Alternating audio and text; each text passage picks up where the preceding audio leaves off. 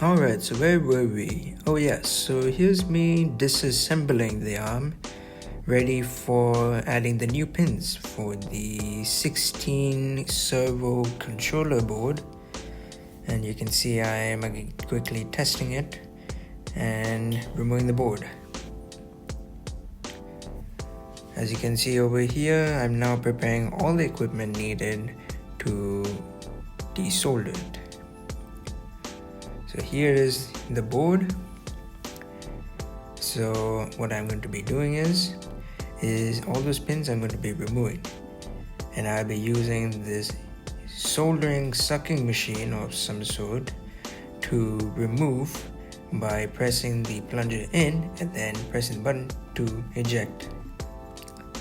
I'll be also using solder to solder the new pins in at the end. And here is my first other fruit part. Well, it's not like a functional part, but it's just pins. Oh, my bad. Here it is. Right angle male headers, pack of 4. So here they are. Nicely nickel plated, which is very good quality and to offer better signal transfer. Alright, so now I am starting the process. I first cleaned the solder tip, and yeah, this took a lot of time. I mean, yeah, you can see these 3 videos showing the full process of how I literally spent all the time desoldering every single pin, which was a big pain in the ass. And yeah, I literally had to tape the board on tape machine things. Yeah, so here it is. It's finally desoldered, all the pins nice and bare, ready for the new pins.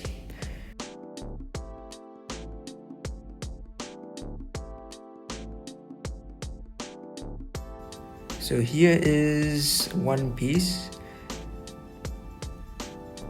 very nice and chrome, nickel plated as I said, which is beautiful, not gonna lie. Now these ones on Amazon, they are normally hard to get. They are literally so expensive, but I managed to find one that is selling at a lower price, so I got it.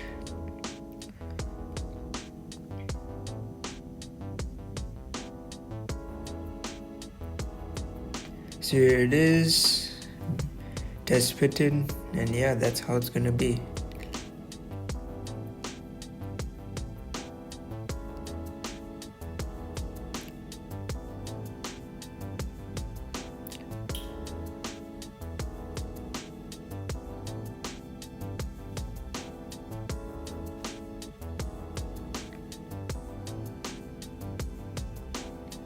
Yeah, that's a lot of desoldered pins.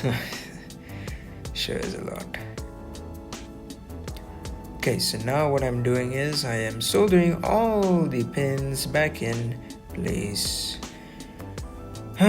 Which was by far the best moment because it was a faster process than having to remove all the pins, which took over 3 hours. So yeah.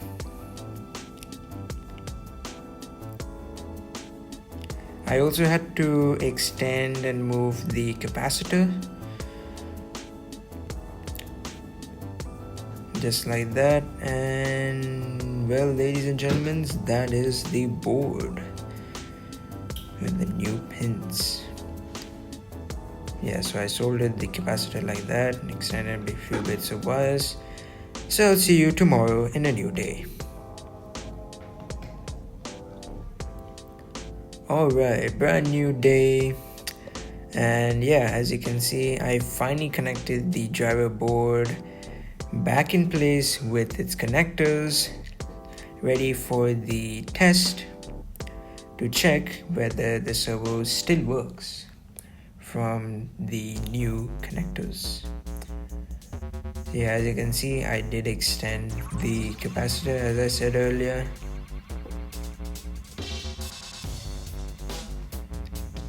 Now the reason of why I did that was because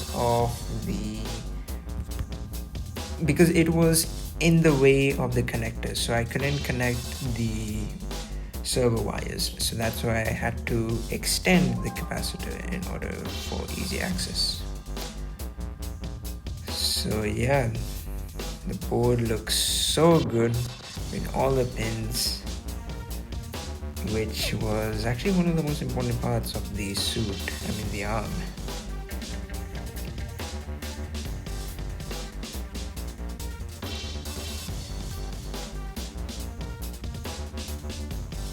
So yeah, at least it takes up less space, so it offers extra comfort for my arm because of the pins being 90 degrees.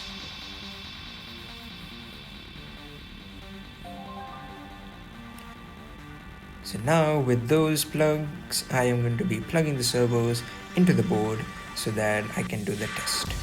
So actually let's do it right now.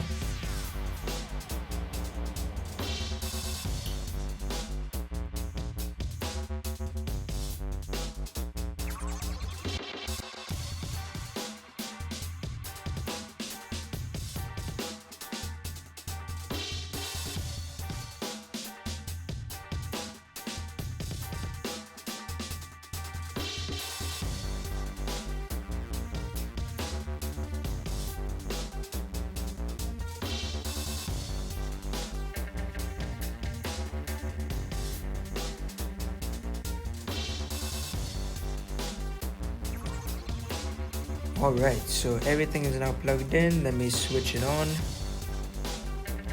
You can see the board is on, which is a good sign. And the light works, which is a success. Oh, okay, that's strange.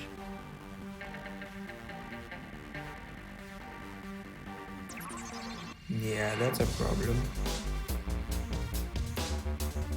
So I very quickly checked the wires just to check if there's any problems, if the capacitor is broken or anything like that. But the board still looks fine. I don't know what is the problem with me and the circuit board and the circuitry. It might be the circuitry or it might be the board itself. I literally have no idea.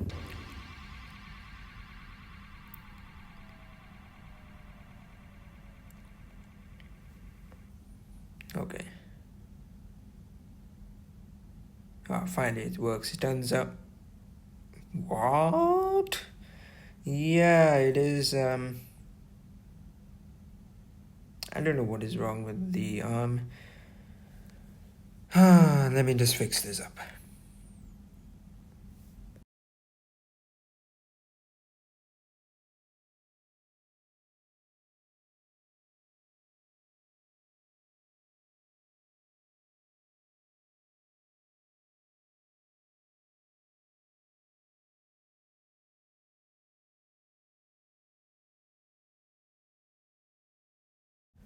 Okay, now comes the installation of the circuitry. So yeah, I am reinstalling the electronics back in place just to see how well it works with everything put back together.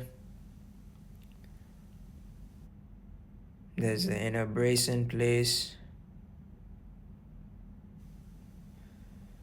Yeah, so it doesn't work, so I tried removing all the wires, the protection, to see if it still works. Okay, so as you can see more closely, I am doing a lot of troubleshooting with the arm, trying to see what is the problems with the connections. So yeah, I am actually reconnecting all the wires just to see if it works.